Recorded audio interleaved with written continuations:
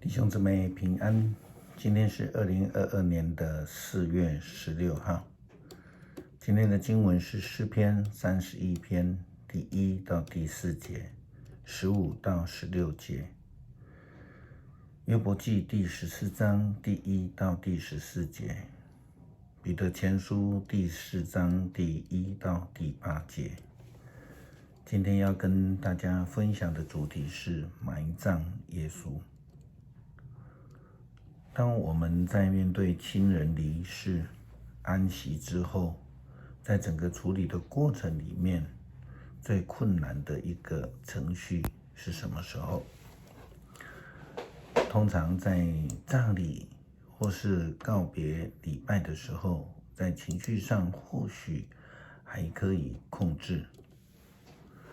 在过去只有这个土葬的时期，埋葬这个过程对家属而言是最困难的，因为很多亲人在这个时候就情绪的失控，嚎啕的大哭，他们哀伤他们痛苦，因为呢，家属认为这是跟已过往的这个亲人最后的一个告别的程序。在感觉上来说，好像真正的面对了天人永隔的一个时候。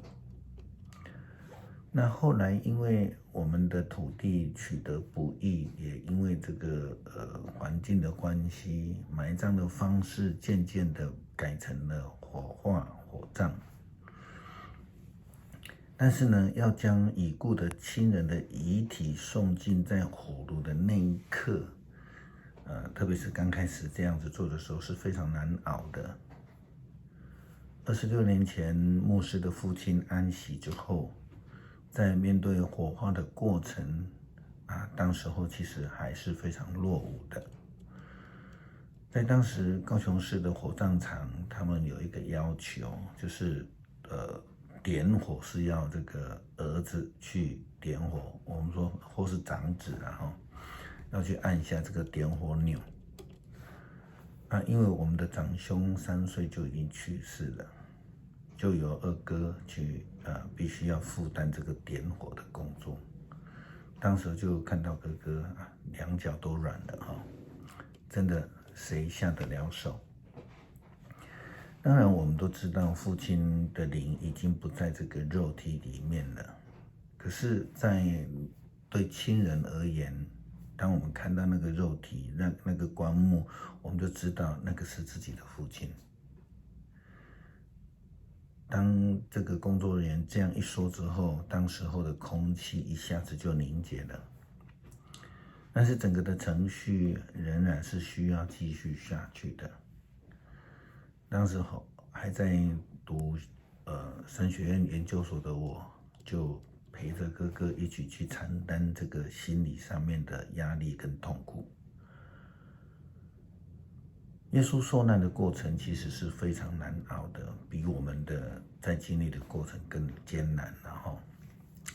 当他在受难的时候是孤独的，因为就如同他对着门徒说，在约翰福音的经文所说的，你们看，时候将到，现在就是，你们会分散，每一个人都回去自己的地方，放我一个人在这里。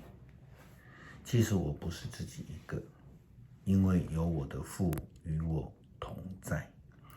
这是在约翰福音第16章32节的记载。因为大家都害怕，所以就到处乱跑，到处躲藏，回去自己的家乡。耶稣基督他是孤独的，是安静的，就如同一只待宰的羔羊，安静的在那里面对受苦一样。钉在十字架上的耶稣断气后，众人也都离开了，因为对众人来说，他们的工作结束了，事情结束了。对犹太人来说，也安息日到了，所以他们要离开了。所以他们就慢慢的就四散了。但是事实上，事情并没有结束，有几个人仍然在静静的暗地里进行一些事情。先是由这个圣经这样告诉我们这些事情之后呢，亚利马太人约瑟向比拉多请求，准他把耶稣的身体领去。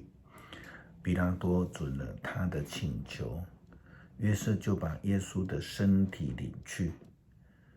那个先前曾在夜间来见耶稣的尼哥底母也跟约瑟一起去。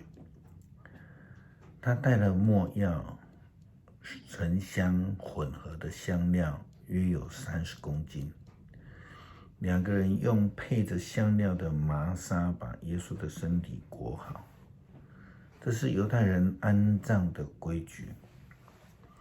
在耶稣被钉十字架的地方有一个园子，里面有一个没有葬过人的新墓穴。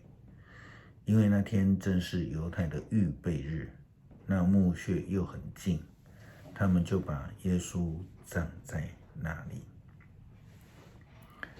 耶稣的埋葬没有葬礼，耶稣的埋葬没有仪式，没有告别，没有追思，只有暗中的2个人，不愿意让人知道的人，以及静静的跟随在后面的3位不太满意耶稣被这样子草率埋葬的妇女们。没有人在耶稣的埋葬时哭泣，没有颂赞的诗歌，安慰的诗歌。在安息日开始的时候，只有静静的被抬到一个不曾埋葬过人的墓穴里。可能耶稣在十字架上的时候，曾有一群人在旁边吵闹，在抽签，在取笑耶稣的声音。也有可能耶稣的母亲玛利亚，还有其他的人哀哭的声音。但是当耶稣断气之后，一切都变成寂静了。耶稣被埋葬了，大石头也滚上了。罗马兵丁受命要监看是否有人推开这个巨石木门，偷耶稣的身尸没有。其实这是对犹太人完全不了解才这样做到的事情。虽然他们听说有人会去偷盗，因为犹太人在礼拜5的太阳下山之后就坚持不做任何的事情，因为安息日到了。但也因为比拉多派了罗马兵丁看管这个墓门，因此也让耶稣的复活有了官方正式的认证。当墓门关上之后，看似一切变得死寂，寂静的坟墓里面，事实上有事情正在进行。因为耶稣要胜过阴间的权势，因为耶稣即将要复活，因为上帝的救恩要借着耶稣基督的死再次的临到。黑暗笼罩这个死寂的坟墓当中，在一天的安静等候之后，曙光就要出现了。诗篇31篇第1节到第4节，15到16节。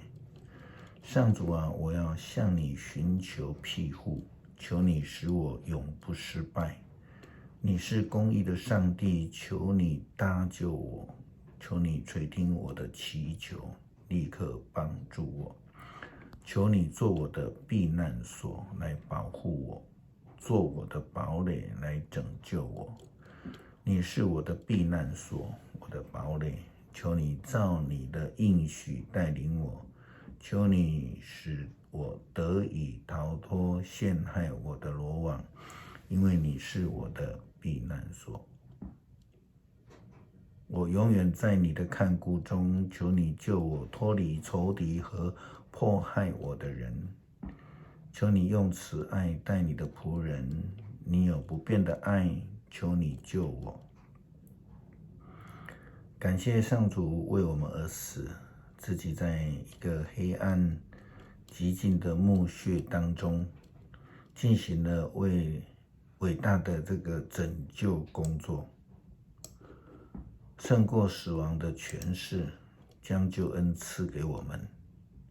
求主将你的光赐给在黑暗中的我们，让我们能够成为光明之子。感谢奉主耶稣基督的名，阿们。